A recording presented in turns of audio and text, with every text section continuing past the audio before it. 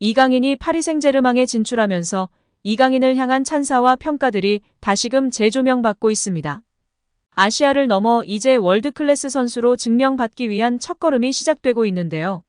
먼저 스페인 언론에서 이강인을 다뤘던 내용인데요. 이강인은 지난 24일 헤타페와의 홈경기에서 멀티골을 폭발했습니다. 팀의 3대1 역전승을 이끌었는데요. 선발로 나서 유효 슈팅 2개로 멀티골을 기록하는 놀라운 정확성을 보였습니다. 그의 프로 데뷔 첫 멀티골이었습니다. 한국 선수가 스페인 무대에서 기록한 첫 번째 멀티골이기도 했는데요. 스페인 언론 마르카는 이강인은 위대한 주인공이었다. 레알 마요르카의 모든 공격을 조율했다.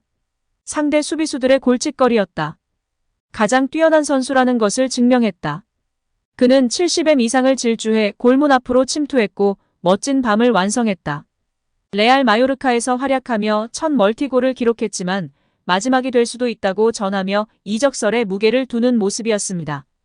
프리메라리가 사무국은 공식 SNS에서 이강인을 두고 히스토리 메이커, 역사를 만드는 사람이라고 극찬하며 화제가 되기도 했습니다. 그리고 지난 라요와의 맹활약 이후 스페인 언론 아스에서는 일요일 밤의 위대한 주인공은 이강인이었다. 그의 드리블 기술과 패스로 요약되는 압도적인 재능은 우리에게 있어서 늘 즐거움이었다. 라고 보도하며 헤드라인을 장식했습니다.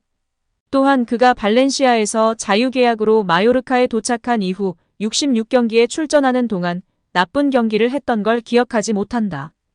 이강인은 구단이 가장 높은 가격에 판다고 치더라도 대체가 불가능할 것이다. 그만큼 이강인은 마요르카에서 절대적이었다. 며 극찬했습니다. 지난 시즌 스페인에서 센세이션을 일으킨 이강인 선수에 대한 언론의 찬사는 끊이질 않았습니다. 프랑스 현지에서는 어떨까요? 현지 유력 매체 레키프는 매우 우수한 기술력을 가진 선수이며 골문 앞에서 엄청난 실력을 자랑한다. 이런 상승세를 유지한다면 유럽 주요 팀들에서 활약할 수 있는 잠재력이 풍부한 선수라고 평가했습니다. 현지 팬들은 이강인과 같이 빠르고 드리블이 좋은 선수가 필요했다. 이강인은 파리 생제르맹을 완전히 변화시킬 선수이다. 라며 큰 기대감을 갖고 있는 모습입니다.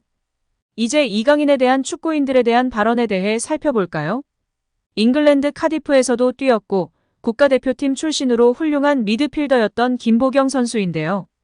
김보경 선수는 이강인을 향해 훌륭한 선수들을 많이 봐왔는데 이강인 선수를 처음에 보고 퍼스트 터치가 다른 점에서 정말 크게 될 선수라고 생각했다고 발언하며 큰 관심을 받았습니다.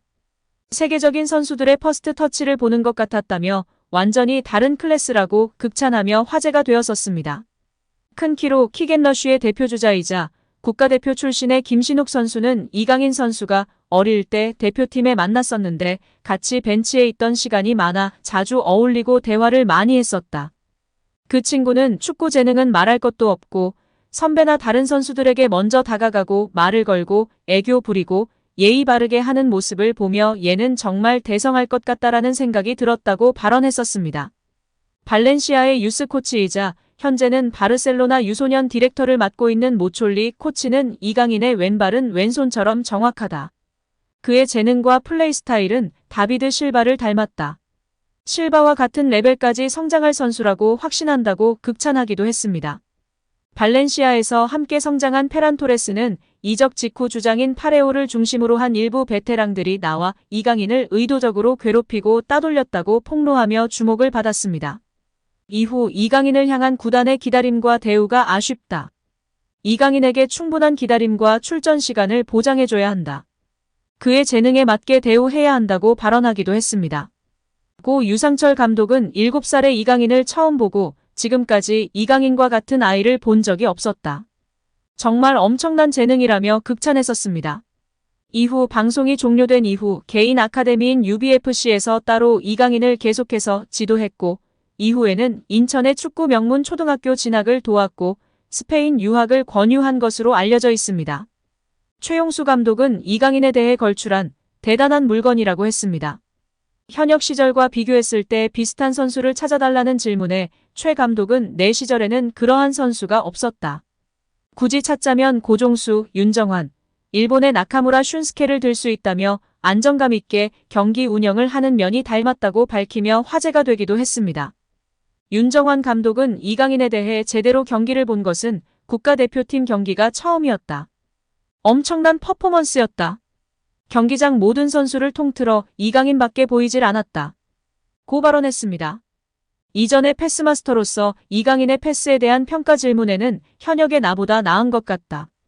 패스는 노력이 아닌 감각과 재능이다라고 발언하기도 했습니다. 마요르카 동료였던 무리키는 인터뷰에서 이강인과 함께한 것을 영광이었다고 말할 날이 반드시 올 것이라고 확신한다고 발언하며 이강인에 대한 애정과 존중이 묻어나는 발언을 하기도 하였습니다. PSG의 동료들도 인정했습니다. 이강인의 시야와 정확도는 PSG에서도 정상급이라는 극찬을 들으며 화제입니다. 프랑스 베팅업체 파리온스 스포츠는 유튜브 채널에 2개의 쇼츠 영상을 올렸습니다.